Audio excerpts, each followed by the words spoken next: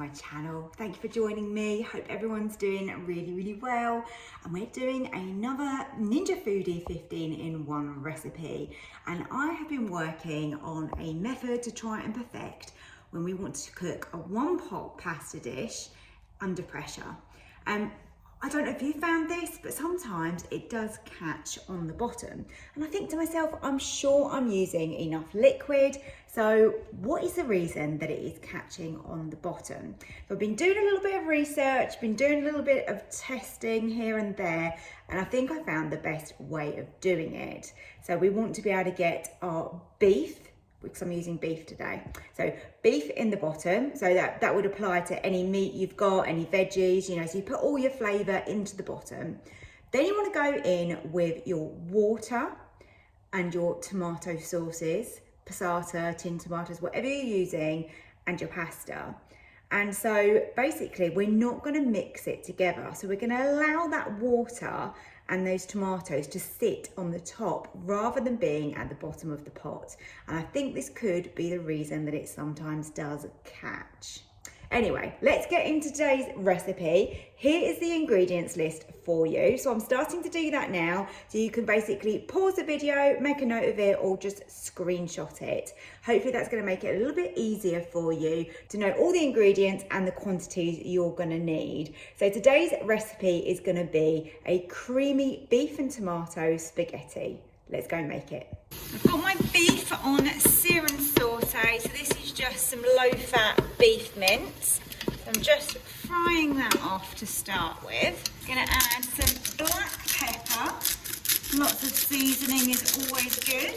And then also some salt. I've got some dried oregano, which I'm gonna add in. You can use fresh garlic if you prefer, but I'm gonna actually just use some garlic granules. There you go. If you want to, you can add an onion in, but at the moment I'm avoiding onions and fresh garlic. But yeah, it'd be really lovely with some onion in this, so add it in at this stage with the beef and you can just kind of fry that off at the same time. Already that's starting to smell really nice. If you've watched my other videos, you've probably heard me talk about this before, and this is just chopped basil, but it is frozen. So straight out of the freezer, you can add some in, and I think this stuff is amazing, really good. And any tomato-based dishes, I do love to use some basil.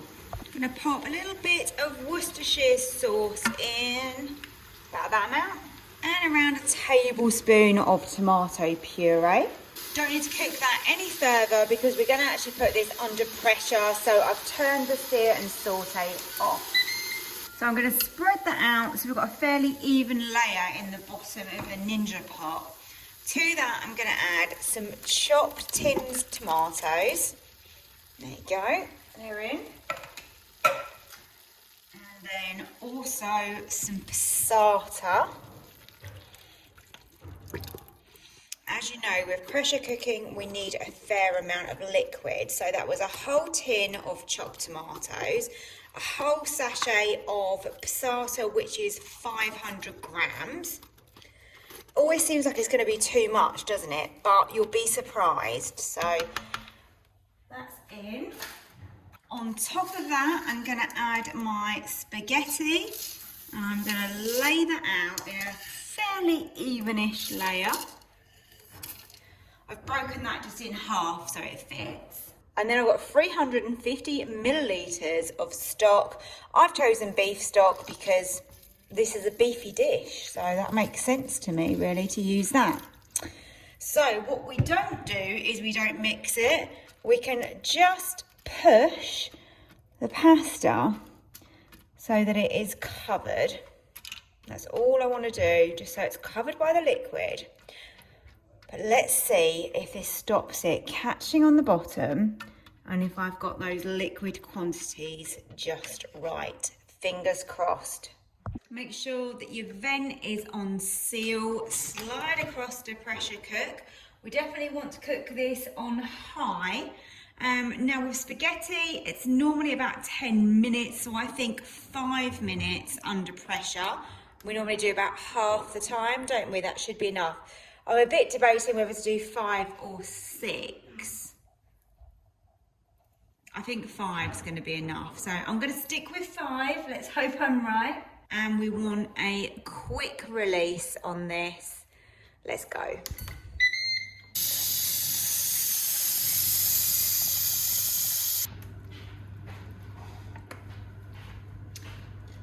Now the sauce will always look really runny when you first open the lid, so don't be panicked by that. We now just need to mix it in.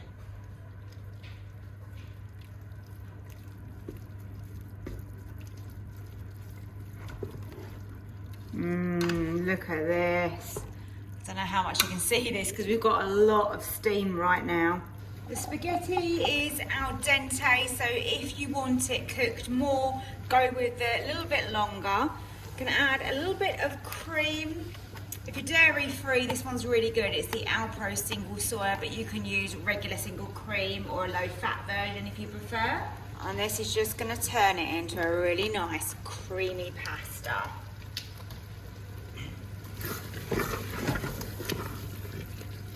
The quantities were good. We haven't caught on the bottom, which is exactly as we wanted it, because that would not be good. You can also at this stage add in some Parmesan. Just mix that all together. Look at that. It's really changed the colour of that by adding the cream.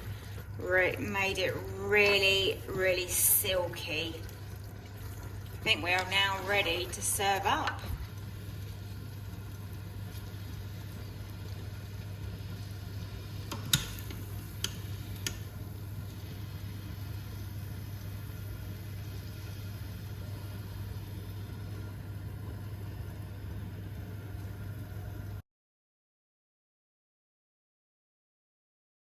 The creamy tomato and beef spaghetti was a winner in our house. I'll definitely be making that again. Really simple. Didn't catch on the bottom, so we got the quantities right. And I think by using that method, not stirring and getting all that liquid on the top was absolutely perfect. I'm so pleased with that. And I hope you enjoy this recipe and you give it a go. As always, leave me a comment, let me know if you do try it. Thank you so much for watching. If you're not already subscribed, then please do so below and hit the like button for me as well. And I will see you next time for another video. See you soon, bye.